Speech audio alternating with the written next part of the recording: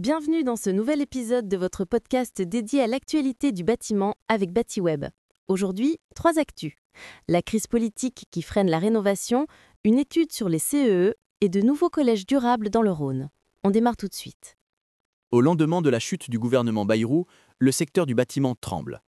Crédits gelés, chantiers suspendus, carnets de commandes qui fondent. La reprise fragile de la rénovation est déjà stoppée net.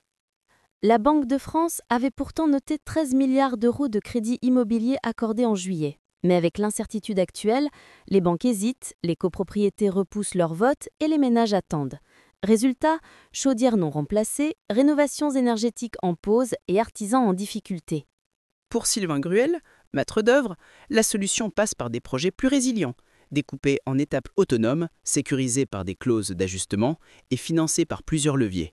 Bref, ne pas figer les projets, mais les rendre résistants. Deuxième sujet, les certificats d'économie d'énergie, souvent critiqués pour leurs lourdeurs et fraudes. Le GPCE lance une grande étude pour mesurer leurs bénéfices réels. Car les CEE, ce n'est pas peu de l'administratif. C'est aussi des logements mieux isolés, des économies d'énergie, des emplois et une contribution directe à l'économie. Professionnels, chercheurs, institutions et entreprises sont invités à contribuer avant le 5 octobre. Les résultats seront dévoilés le 27 novembre lors des journées techniques CEE de l'ADEME. Et on termine dans le Rhône, où de nouveaux collèges et une réhabilitation viennent d'être livrés pour un budget total de 73,5 millions d'euros.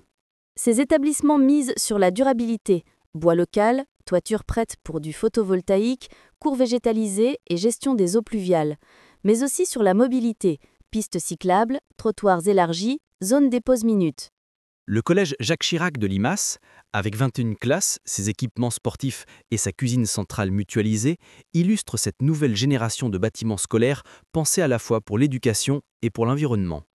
Voilà pour les 3 actus du jour. Instabilité politique et rénovation fragilisée, études sur les CEE et des nouveaux collèges durables dans le Rhône. Retrouvez tous les détails et analyses sur batiweb.com et restez connectés pour ne rien manquer de l'actualité du bâtiment.